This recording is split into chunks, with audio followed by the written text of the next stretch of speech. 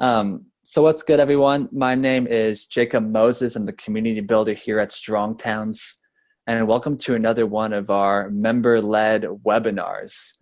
We've been knocking these out for the past maybe 3 or 4 months in the Strong Towns Facebook group, and it's just been a fantastic opportunity to tap into the wealth of wisdom and knowledge that members of the Strong Towns movement have, folk who are taking these Strong Towns principles, complementing it with their own expertise, their own observations of their place, and really just doing great work in making their own community stronger. And along the way, share their insights with us so we can get tips about how we can do the same. You've learned how to create your own value breaker analyses, how to run a successful local conversation. I think our last webinar was with Rick Rybeck, where we really dove deep into the land value tax concept. And now today we have another great subject, and that is using local crowdfunding to boost community wealth. And we got Bill Huston here, local crowdfunding legend, been at this for about 15 years now. I kid you not, was named top 19 crowdfunding consultant by Inc. magazine. So wealth of knowledge that he's going to share with us today. And if y'all are new to this concept of crowdfunding, I'll show the definition real quick just to ramp up your own knowledge before we get started. This is a definition provided by Bill in the presentation that he'll share today. He shares that crowdfunding is business development, marketing, promotion, and funding tool that uses the internet or the community in which you live to get small investments from large groups of people. And what really excites me about this subject is that, crowdfunding isn't just, an end in and of itself. It's a means to building community wealth, to really creating that resilient local economic ecosystem. And you compare this approach that Bill's going to talk about today to, the traditional approach to economic development where, say our elected officials, they look at their neighborhoods, they look at their constituents, and really all they see is just deficits. They see gaps. And how they usually respond to those deficits is to immediately look outside of the community. So say there's a deficit in, say, affordable housing or job creation. That reaction is to look outside the community and say, who can I incentivize to move to town to fill this gap? Who can I subsidize to fill, this deficit? As opposed to what we advocate for as Strong Towns is as we're working on a neighborhood level, observing where people are struggling in our neighborhoods, not to see deficits or gaps, but to see assets in everyone. And that could be a physical asset, whether it's, an existing building where we could see it to be, maybe a future grocery store or coffee shop, or, it could be, human capital. Who's already in our neighborhoods doing great work that either as a private citizen or elected official, we can boost their capacity to act on their idea. And this is the kind of work that Bill has been at for a long time. Super excited. I'm going to stop talking now and just give Bill an opportunity to introduce himself and tell us a little bit about his background in local crowdfunding. I'll give it over to you, Bill. Thanks a lot, Jacob. I really appreciate that. Appreciate the opportunity to be able to share my experiences with people. And I appreciate the opportunity for people to be willing to share their time with us today to learn more about local crowdfunding. I started off a little bit, kind of sharing my story about how I learned about crowdfunding, how I became interested in crowdfunding. I'm going to go back to that for just a moment to really allow people to understand where it is that I come from in the crowdfunding ecosystem. And initially, someone introduced me to Kickstarter by saying if you shot a really cool video, that people would send you money to start your business. And there was enough truth in that to interest me in looking deeper into it. But as I looked deeper into it, as I learned more about crowdfunding, as I started to participate in crowdfunding, I learned this one fundamental rule. If you don't build an excited and engaged crowd, you will not get the funding that you're looking for. And as we continue to move forward, we move into crowd investing, we move into community capital and into that space. It becomes even more important that we build community. right? That now community can be online, a community can be in a local geographic area, but it's important that we build community. It's important that we come together as one with a shared vision of what it is that we want to do. Jacob touched on a lot of points that I'm going to try to touch on today as I move forward with this. And I don't know if he was ready for me to start and get into this already, but one of the concepts that I like to talk about now, and I've kind of learned this since I've been a board member at NC3, the National Coalition for Community Capital, community-led economic development. And what that means to me is that the community takes the lead. The community is actually going out there and saying, okay, we need a local food store.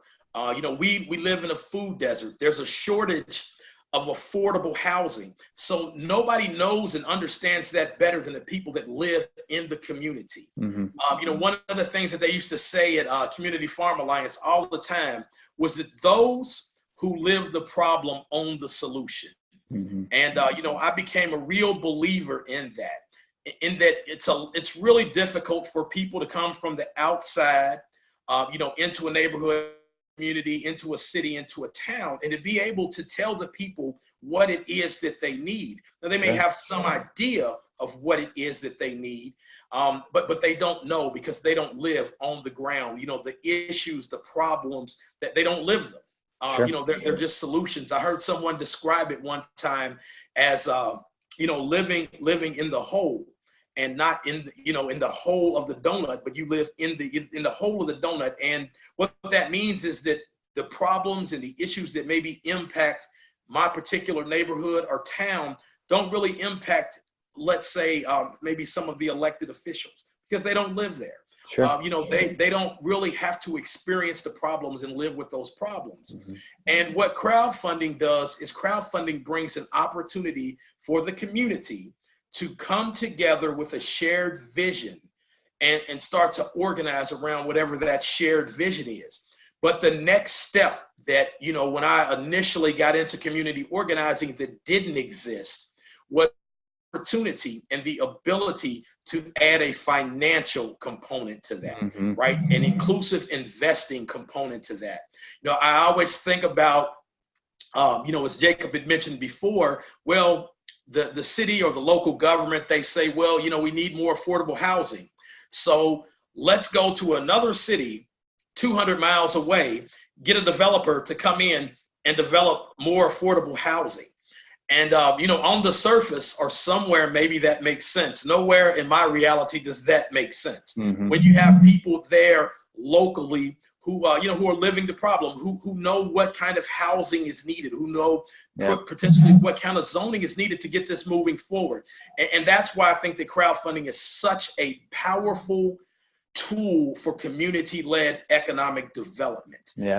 And as you start to implement these things, as you start to implement crowdfunding and what crowdfunding is and building the crowd and creating that shared vision and creating a brand around that, what happens is you are able to influence and you are able to move people by having a crowd. I don't want to get too far ahead of myself, but one of the articles that I'm probably going to post today, on the Strong Crowd Facebook group is, what does the return on crowd look like? We always talk about the return on investment, but the return on crowd is so much more important, so much more powerful, because if you have a crowd, part of that return on crowd is going to be your return on investment.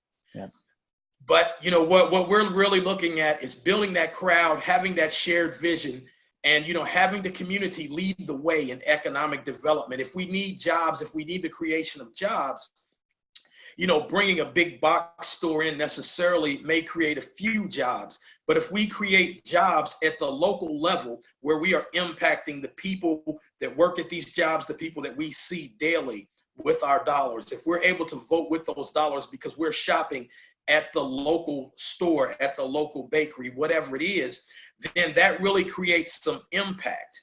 And that impact that we're talking about here with crowdfunding, crowd investing, can have deeper deeper impact than what we think. And what I mean by that is, there's the opportunity for you to be able to increase your tax base. There's the opportunity, if you create local businesses, to be able to hire and employ people who may not necessarily be employable on a larger level, right? So, maybe they had some issues in their past, maybe some problems. We don't know, whatever they are, but I know that person, and I know that person is not the person that they used to be. Mm-hmm. And today, I'm willing to hire that person. I'm willing to give that person a chance. Where with maybe a big box store or a national company, they're just a name or a number on a list, and they're not a real person. And that's where I feel, again, that the value of crowdfunding on the local level is so important. And that's what I really want to get into and talk about today, is understanding what crowdfunding is, but also being able to implement these strategies as soon as possible, because it's about the actions that we take, right? And, not just thinking about these things, but being willing and able to take the actions on these strategies. Fantastic, Bill. Well, I am so excited. If you want to go ahead and pull up the presentation you have prepared for us, feel free, and we'll work through that. And listeners, in the meantime, while Bill's pulling up this presentation, as he's going through all of this great content that he's going to share, I encourage you all to be pondering different questions that you have to mind. Everyone here, we consider you the expert in your place. Strong Towns doesn't know what's best for Louisville. I'm here in Denton. Strong Towns doesn't know what's best for Denton. Whatever your place is, you are the expert in your place. You are the master observer, as Bill described. You're the one who has that lived experience, seeing where your neighbors struggle, brainstorming ways that, if you had the capacity to do so, that you would address, particular issues in your community. So as different questions come to mind, I encourage you to share them with us. If you hover over the Zoom window, you're going to see a button that says Q&A. If you click that bad boy, and let's see, I'm going to do it myself, just make sure I'm saying this correctly. That's where you can submit your questions. So again, as Bill's going through this, please, I encourage you to share your questions. Bill's going to knock out this webinar. And then towards the latter part of the webinar, we will field your questions and hopefully get some helpful insights from Bill. So Bill, I see you got the screen up. Are we good to go? I see my screen. Maybe I'm being silly. Is your presentation showing up on your screen? Yeah, okay. Oh, we are good. We are good. For some reason, my Zoom window closed, so I was seeing my own. But I see your presentation, and feel free to get started whenever you're ready. Okay, thanks a lot. So as we start to go through this process of really looking at crowdfunding and community-led development, what is our goal? What is it that we're really looking to do? And that's to build sustainable and resilient local economies. And we're going to look today at what that means, using crowdfunding and crowd investing, to get that done. What is crowdfunding? And, this is something that to me is very important. And, I talk about crowdfunding being a business development, marketing, promotion, and funding tool. And, there's a reason that I put funding at the very end. And I know I've already touched on a little bit of this, but crowdfunding is a very powerful business development tool. If used correctly, if looked at from the proper perspective, you are able to get so much feedback from your crowd. It's like having a focus group that you don't have to pay the focus group to come in and be a focus group, but your focus group comes in and they are excited to be part of the focus group. They are excited to participate in the process. And when you're talking about this process at the local level, they're really going to be excited to do this. And the reason they're going to be excited is because this is going to benefit them individually, it's going to benefit the community, and it's going to solve issues that exist, in the community. And that's why business development is first, and it is such a powerful tool. As I go through this presentation, I want you to really think about the crowd part and not so much the funding, right? Because everybody knows and thinks about the funding. So let's really focus on, what the crowd can do and what the return on crowd is going to be and what it looks like. So as I go through here, crowdfunding again is a business development, marketing, promotion, and funding tool that uses the internet to get small investments from large groups of people. And again, those large groups of people can be, people who have a focus in different areas. But what we're going to talk about today and really focus on is being able to have this shared vision in a local geographic community. One more time, I'm going to touch on the one fundamental rule of crowdfunding is if you're going to use crowdfunding in its various forms, the one thing that you really have to do is you have to create an excited and engaged crowd of people who are going to share your vision and be willing to put in the work necessary to make this vision real. Why crowdfunding developed, really interesting that small businesses, they find it really difficult to raise capital from banks. And in today's economy, almost any small business is going to find it really difficult, to raise capital. I hear a lot of people talk about angel investors and VCs. And, most small local businesses don't even really fit the model where angels and VCs are really going to fund them, especially VCs, because VCs have a very specific and particular business model that they're looking for, that they're wanting to fund. They want to fund and they want to be able to exit as quickly as possible with the biggest possible return. So their focus is not really on the crowd or really even solving individual issues, but it's about an exit. Not that I have a problem with that. It's a necessary part of our economy. Yes, I don't know that I really believe that, but it's a necessary part of our economy. And, they have their place in this ecosystem.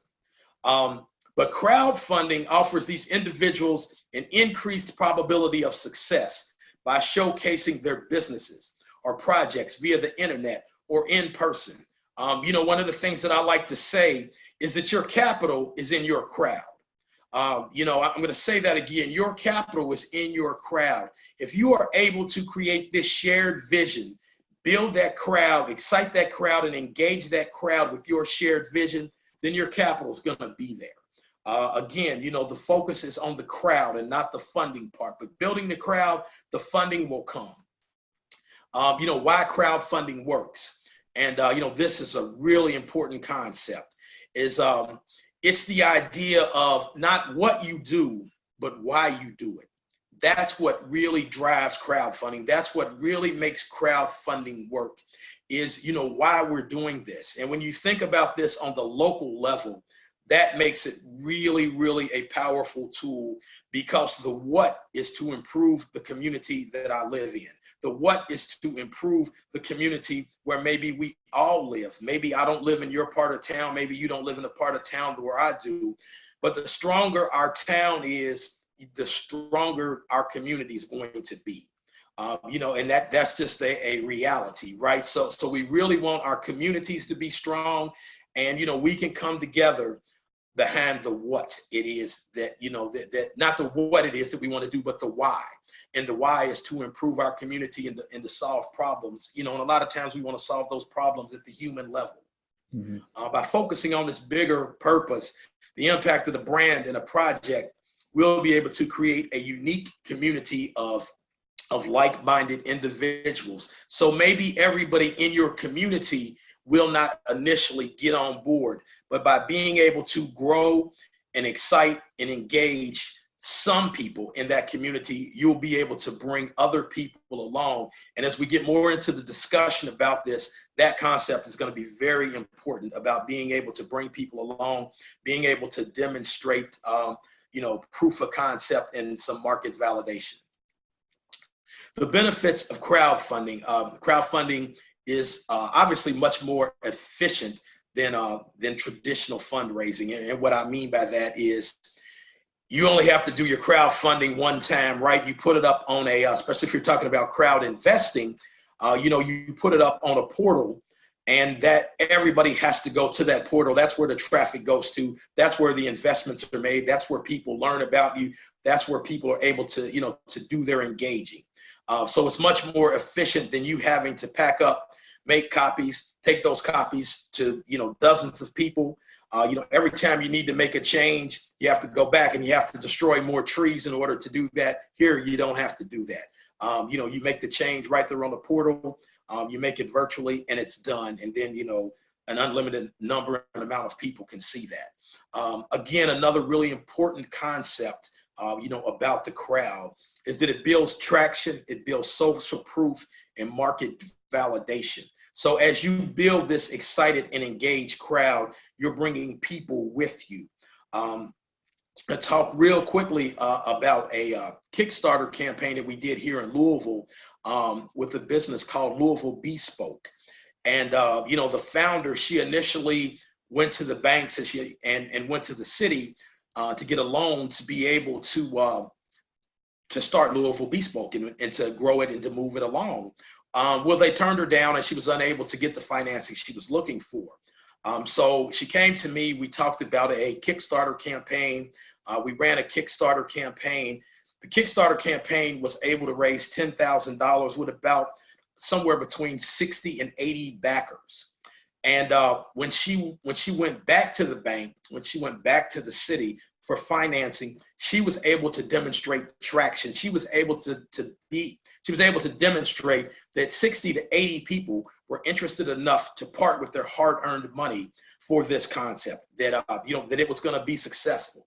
And again, another hidden benefit there, with being able to build this traction and social proof, is the ability to go to your customers and make them investors and consumers and hopefully brand advocates for your business. Think about how powerful that is. Think about what a powerful tool that is for your business, for your real estate project, or even, whatever your vision is. That is so powerful. I touched on this a little bit before, being able to have a focus group, where you're able to do this crowdsourced brainstorming to refine your ideas, to improve your ideas, to get feedback on your ideas and be able to push back on some of that feedback so that when your idea comes to fruition, it is the best idea from a number of people who are in your crowd, who are supporting you, who have provided that social proof for you. Again, I touched on this a little bit before. When you have people who are investors and customers in your business, they are certainly going to be brand advocates. I always say that if I invest in a bakery, I'm going to eat as many donuts as I can, because there's a financial benefit in that for me. And but there's a really powerful message behind that. As people get on board, part of the return on your crowd is going to be loyal brand advocates who could potentially be consumers and also investors in what it is that you're doing. Crowdfunding obviously increases your marketing and media exposure as you move through this process. Bill, I want to pause just for a moment. I love what you discussed about that feedback loop that this local crowdfunding approach provides for this prospective entrepreneur. I mean, contrast this to the top-down, out of scale development that might come into the neighborhood. There's no feedback loop there. Like you said before, they come into the neighborhood, they build whatever they want to build, and then get out. As opposed to this process, there's this great feedback along the way to make sure that we're actually creating a finished product or service that actually serves the neighborhood. I love that. Thank you. Again, crowdfunding is such a powerful tool. And I just can't overemphasize this. I know I keep going back to this, but if we think about the crowd and not so much the funding, but building and exciting that crowd and engaging that crowd. Of course, you're not going to excite them if you don't engage them, but that is such a powerful part of the crowdfunding experience. The benefits of community-led development is that local residents, the people who live the problems, the people who live these issues and experience these issues daily, are the people who are actually leading the development. It's not somebody coming from the outside who may only get surface level issues, who may only be looking at, what is the return on investment as I come in, invest, do what it is that I need, and leave. And again, there's not necessarily anything wrong with that from their development point of view, But from the development point of view of the people who are there on the ground living the problem, there's a lot with it because, as Jacob just mentioned, there's no feedback loop. There's no loop at all. It's top down. I come in, I tell you what it is that you need to improve your life. I build it, I take my profits, and I leave. If we just think about that for a moment, what kind of way is that to do development for human beings, right? Where they don't have any say and any input. And what crowdfunding does is it lays right at your lap the ability to begin community-led developments.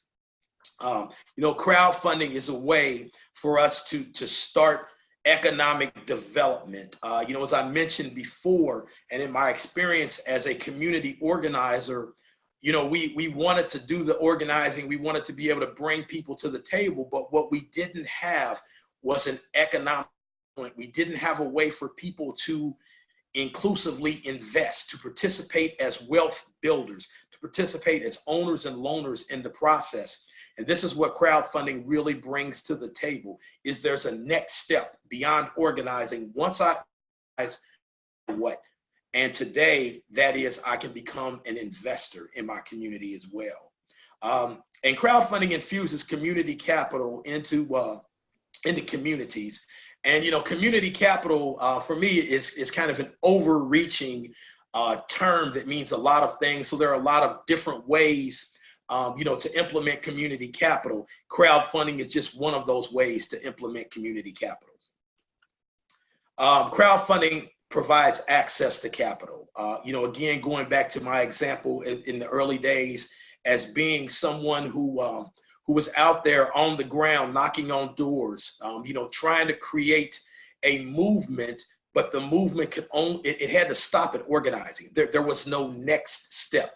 Crowdfunding presents a next step. Crowdfunding presents an opportunity for the community to not only lead the economic development, but to participate in that economic development. One of the things that existed, when people were really talking a lot about the opportunity zones and, people coming into the community, that's, really top down and really benefits people who have capital gains to roll over. Not many of my friends have capital gains to roll over. So, what was that conversation really about to people who live, in these opportunity zones? And, one of the things that Eve Pickett from Small Change, which is a crowdfunding platform, that's a Regulation CF platform that is focused on real estate. One of the things that she kind of brought to the table was the ability to run these side by sides, where if someone comes in, they want to set up a Reg D offer, then the community through this community-led development process can go to these developers, can go to the city or whoever's brought in these developers and say, listen, this is great. It's a great idea, but we want you to run a side-by-side offer so that everybody can participate, so that we can have real inclusion and inclusive investing in this process. And this is what crowdfunding brings to the table, is the opportunity for everyone in the community to have the opportunity to build wealth through inclusive investing. Crowdfunding is real economic and civic empowerment.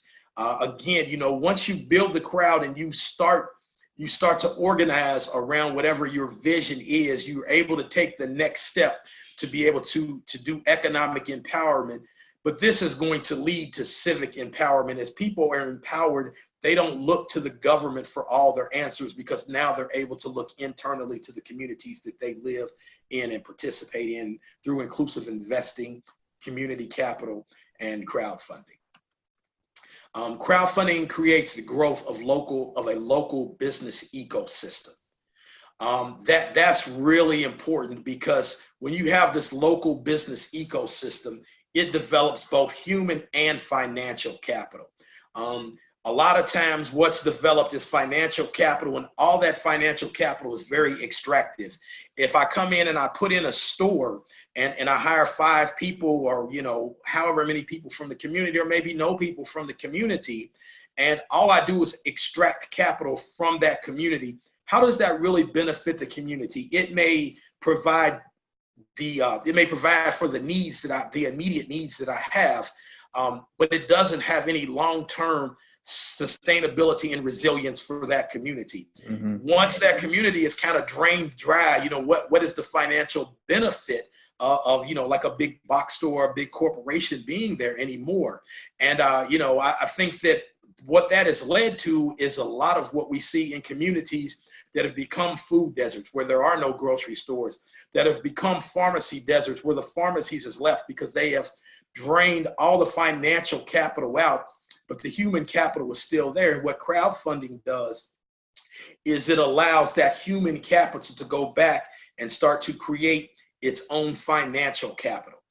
Crowdfunding provides access to community capital. And this community capital, what it does is it starts to tear down the barriers to capital. As I talked about the opportunity with Louisville Bespoke, the bank said no, the city said no, we don't think your idea is worthy. But she was able to go back to the community, and the community said, yes, we do think that your idea is worthy. We're going to support that community. She was able to demonstrate that the community was behind this, go back and get the needed financing. So, here I want to stop for just a moment and talk about, what a community capital stack looks like. We don't necessarily have to be able to raise all the funding, but if we're able to demonstrate that we do have a crowd, we're able to demonstrate, social proof and market validation, then when we go back to ask for capital from other places, we are in a much stronger position because we have created an engaged and excited crowd that stands behind us, our product, or procedure or process or whatever it is that we have. They're there for us, and we can all move forward as a community. Crowdfunding drives the creation of local economies, and local economies are the only true economies. There are ways that we fund, economics, and we fund businesses from the outside, but where I live, that is my real community. Mm-hmm. That is the true community that I live in. And being able to get my needs satisfied in that community, and by getting those needs satisfied, being able to create jobs, being able to create wealth, and potentially being able to create a stronger tax base for my community has tremendous benefits over extractive economics where the money is going somewhere else. Every dime spent at these large Fortune 500 organizations, that money is going back to whatever city they're based in. Mm-hmm. And it's not really going to circulate in our community, where local communities, that money circulates, and I'm able to see a true sustainable and resilient benefit from that money. Mm-hmm. Growing small businesses in the United States. I'm just going to touch on some of this briefly in this presentation. And this is something that just doesn't make sense to me. As we watch our government subsidize to create 100 jobs, they'll give a 10-year tax break to a large corporation to come into town. And if they were willing to subsidize these small businesses, the number of jobs that could be created is absolutely staggering when we think about that. Most of the jobs created in our economy are created by small businesses with 500 or less employees. And it seems like, that would be where the real focus of economic development would be, because that is on real economic development, real job creation, that's going to be spread across our community, and it's going to continue to tap into that multiplier effect. Small businesses, they employ local workers. And, one of the things that's really important, and I think I touched on this a little bit earlier, is that when we're talking about employing people locally, one of the things that's really important is with larger corporations, they get a bunch of resumes, they look at the resume, and if you don't meet this criteria or that criteria, they go on to the next resume. When we're talking about local businesses, when we're talking about that local bakery, they know the people from the community. And as I said, if someone made a mistake in their life, and they're back and they're trying to rectify that mistake, whatever it may have been, being a local business is going to have the opportunity to say, you know what, I've seen what you've been doing, and I'm going to give you a chance. I'm going to give you the opportunity to, to move forward with your life. And, another aspect of that is that crowdfunding also provides the opportunity for those very same people who may have made a mistake in their life to be able to start a business, to be able to share their vision with someone locally and find the investing there. And, so that's another huge opportunity that only comes from local crowd investing, that only comes from us being able to create and enhance our local communities. And then that does so much for us. So local business is really important, and crowdfunding could always be that first step in creating a local business and being able to get that business funded. One of the huge benefits to small businesses is that, those small businesses, because they are small, because they are agile, are able to quickly change to market needs. If you're talking about a huge company, a lot of times they're top down, there's so much bureaucracy that it may be a year or 2 years before you ever get to them solving the problem that's on the ground. But small businesses, they're really community focused. They're focused on the customer. They're going to be able to engage with the customer at that level and then be able to make the changes that are needed, to really solve the customer's issues. And, that's really important, and why it's important that we create and fund these small businesses in our local communities. And the other thing that's on here, again, I think is really important, is that when you build this crowd, and part of the return on your crowd is going to be building these loyal brand advocates, and also in the age of crowd investment, loyal customers and investors. They're going to be there, when the economy maybe turns down, they're still going to be supporting this, because there's a benefit tied, for them, tied to this community business. And that's a really important aspect to look at as we move forward with trying to create these resilient and sustainable communities.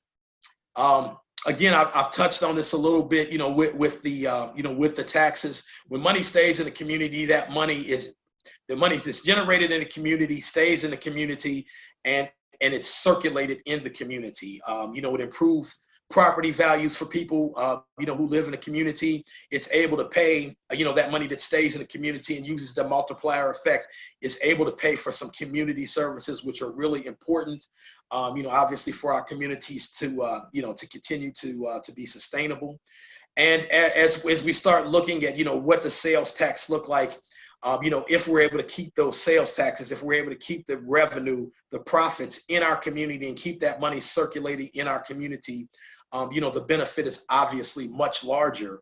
And through crowdfunding, we're able to do that through, providing access to capital to local businesses, by investing in these local businesses, by promoting these local businesses, and of course, by, being consumers of these local businesses. Real estate crowdfunding is something that's really powerful. This used to be a place where only the wealthy could play. But today, that's not necessarily true. I had mentioned Small Change as one of the two crowdfunding platforms that are really focused on Regulation CF, where anybody with $100 can become an investor. And that's a really powerful concept. The other is Buy the Block. I've done some work with Buy the Block, and now might be a time to talk a little bit about a campaign with Buy the Block. That's Roots and Vines. And when I first met the owner of Roots and Vines and did some consulting work with her, she was looking to buy a building, rehab a building, and move some local food into this food desert in Chicago. And, she was able to successfully raise $38,000. That was enough to get her the building, get the building renovated, get some product and to start the process.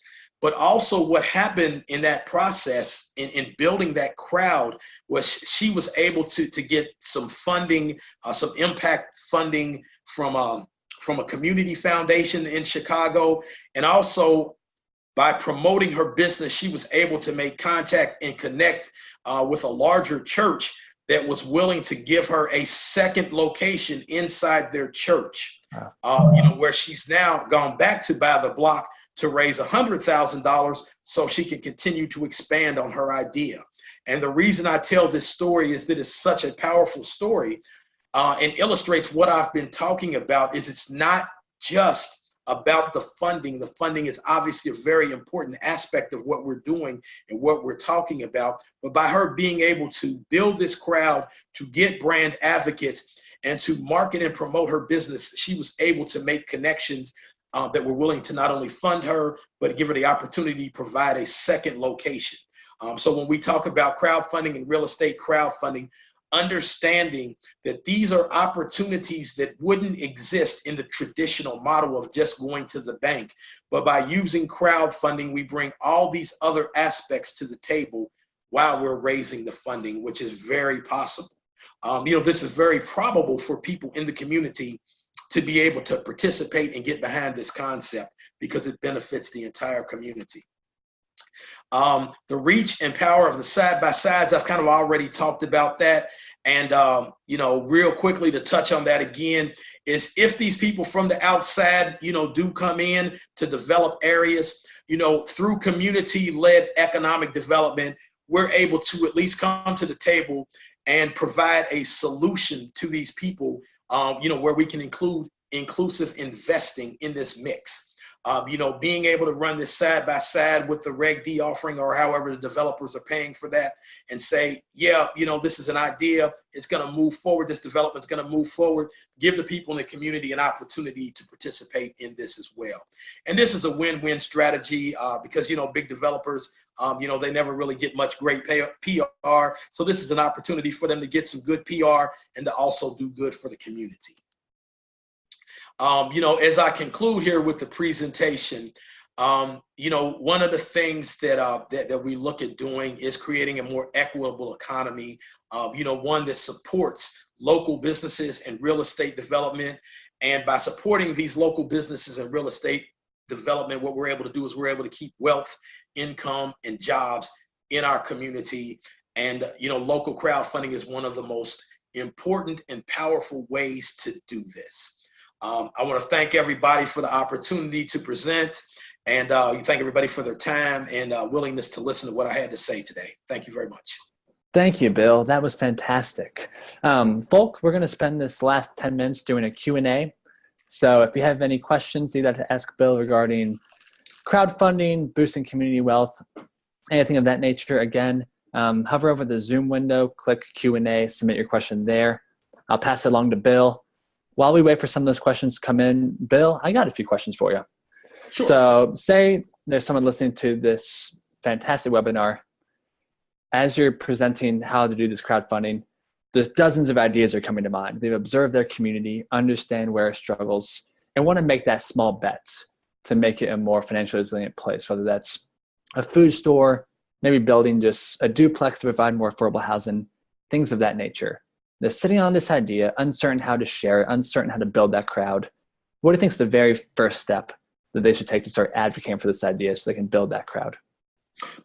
Excuse me. So I think the first step that really needs to be taken, and this is going to be something that's required on the platforms, is to really begin to formulate this idea and start to create a business plan. Now, I don't necessarily recommend that you need to do an entire business plan. Maybe you could start to look at a tool, where you say, okay, this is how we want to move forward with this idea. What's going to be required? How is this idea going to work? I like to use the lean canvas to start to flesh out ideas and kind of really make it make sense.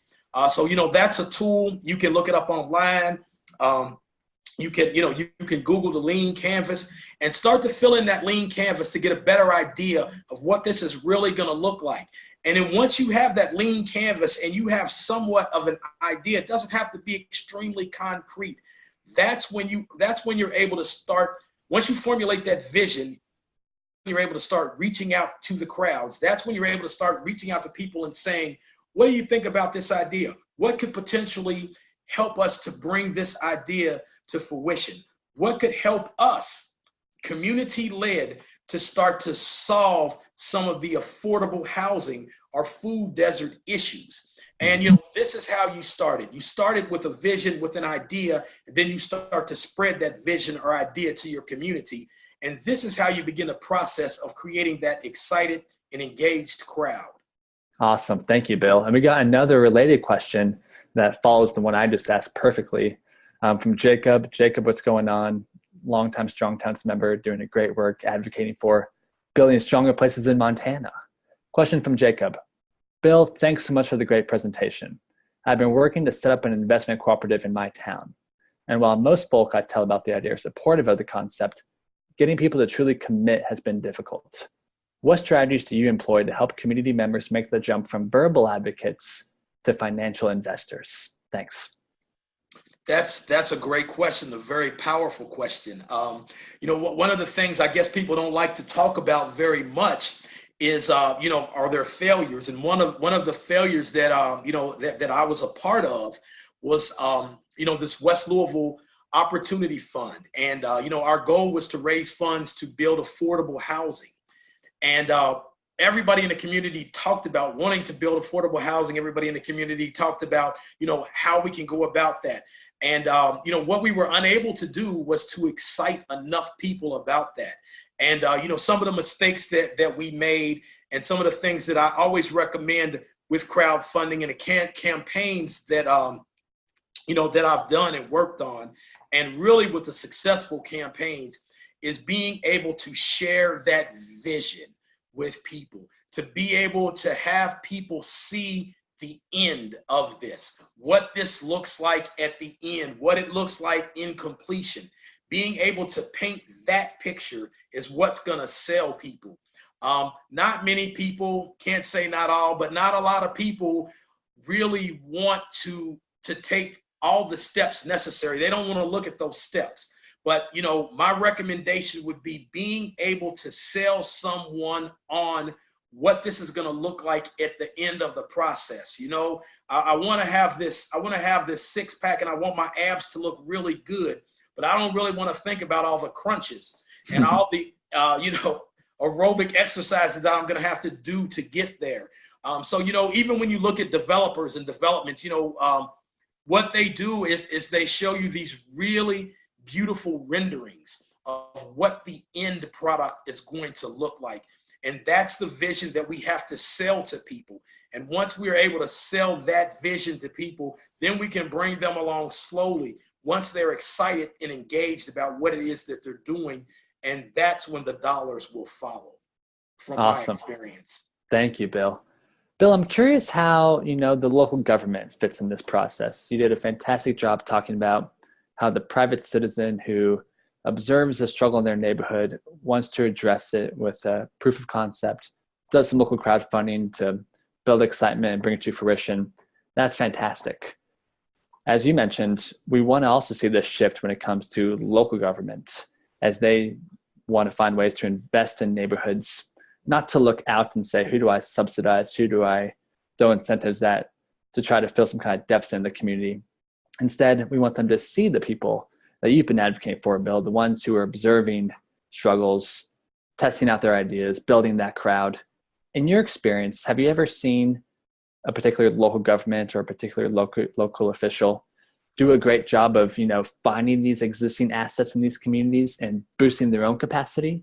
And so if there's an elected official listening to this podcast, any tips you have for them to help have them be on the neighborhood level, find assets, and then incentivize them and boost their own capacity to bring these ideas to fruition?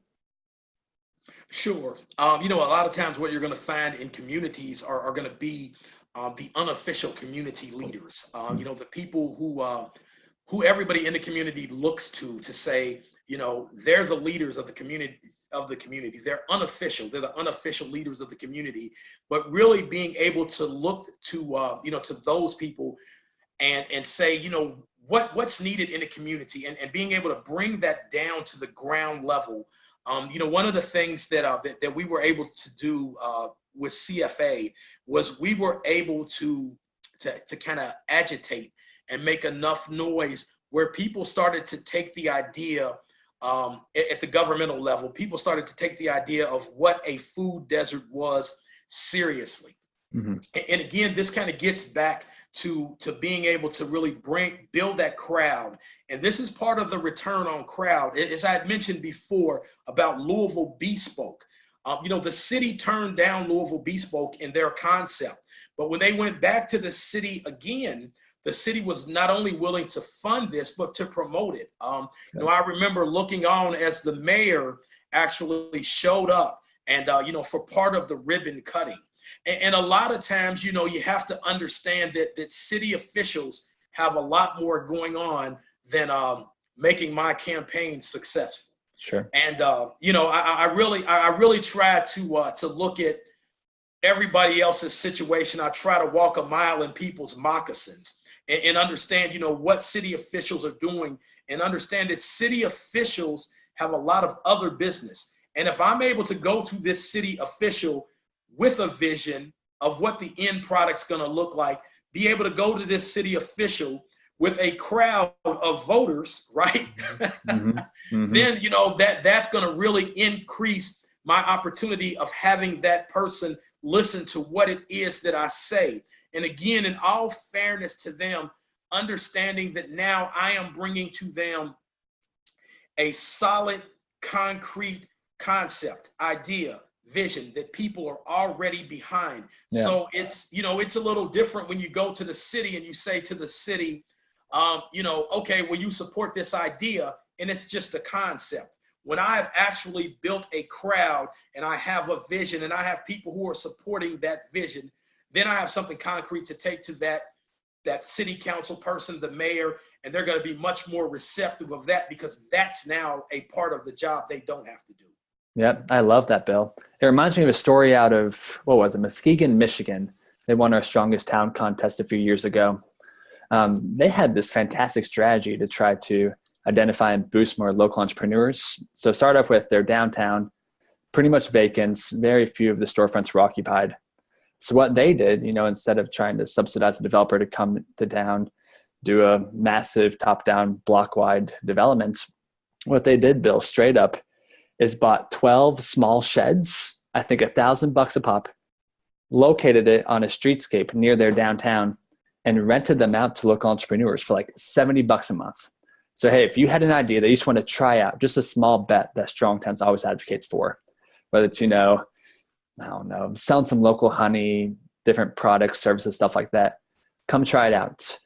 Since then, their downtown is pretty much completely occupied, many of which started off in those little sheds in the streetscape, just entrepreneurs who didn't really know they could fail, just wanted to test out an idea. Now there's huge wait lists for other entrepreneurs wanting to get into these sheds to test out their own idea. So again, as I think about the great presentation you shared about building that crowd, acting on your idea, I love how it can complement, maybe some local government intervention to boost their capacity to act on these ideas. Let's buy some sheds for $12,000, and who knows, we might see our entire downtown transform with not outside capital, but local entrepreneurs who, as you've done a great job explaining, understand the place best and want to show it some love. Jacob, if I could jump in to piggyback on what you just said. Please. What you just said is so important because a lot of times when we think about the city, or the government, a lot of times they're not in a position, they don't have the time nor the expertise, to create entrepreneurs, and that's not really what they do, right? I mean, they're governing our cities, they're making the rules, they're making it safe for us. So one of the things that we do at Project Crowd is we try to create this local business and entrepreneurship community and ecosystem, and we want crowdfunding to be a part of that ecosystem. I don't want to be an adversary to the bank. I want to be able to go to the bank and tell the bank, listen, you turned down Jacob for his idea, send him to us. Maybe there's a way that we can all work together to have this entrepreneur able to fulfill his idea. Because at the end of the day, all these organizations should want and probably do want to improve our communities. And if we work together in an ecosystem where everyone supports everyone, then that provides a much larger opportunity for us to bring these entrepreneurs and these new businesses to fruition. And I think that was just a powerful demonstration of an example, what you said there, that, that the people, they purchased these buildings and they allowed these entrepreneurs to come in and set up their business. Mm-hmm. Now look at the benefits of that. And, creating that local entrepreneurial ecosystem. And a lot of times when we look at places like Silicon Valley and Silicon Alley, that's all they've done on a massive scale. Mm-hmm. Is they've created these local entrepreneurship ecosystems. And we can do that throughout, across the country, in the north and the south and the east. It doesn't matter where we are, as long as we have people who are willing to participate in the creation of these ecosystems. And crowdfunding is one of the most powerful components of, creating this ecosystem. Beautiful. Bill, thank you so much again. This has been so much fun. Overjoyed to be chatting with you again. I know you were a throwback guest on the It's the Little Things podcast. Shared a lot of great wisdom there. So happy to have you on again, discussing crowdfunding and how people can use it to make their own places stronger. And for the attendees that joined us today, thank you so much again. We want to keep this conversation going. So this afternoon, I'm going to upload the recording of this webinar to the economic development page of our Strong Towns community site. And I'll make sure to plug a link on the event page on the Facebook group as well to help y'all find it. But let's get the video up there and let's keep this conversation going. If you have questions for Bill, if you want to dive deeper into particular concepts that he discussed, let's make it happen there. A lot of great resources happening, and let's help, boost your own capacity to act on your own ideas and build that crowd. Bill, thank you. This has been a joy. Thanks again. Thank you. Thank you for inviting me. And again, thank all the people for taking the time out to listen. Yes, sir. Bill, thank you. Everyone who joined us, thanks so much. We'll chat soon.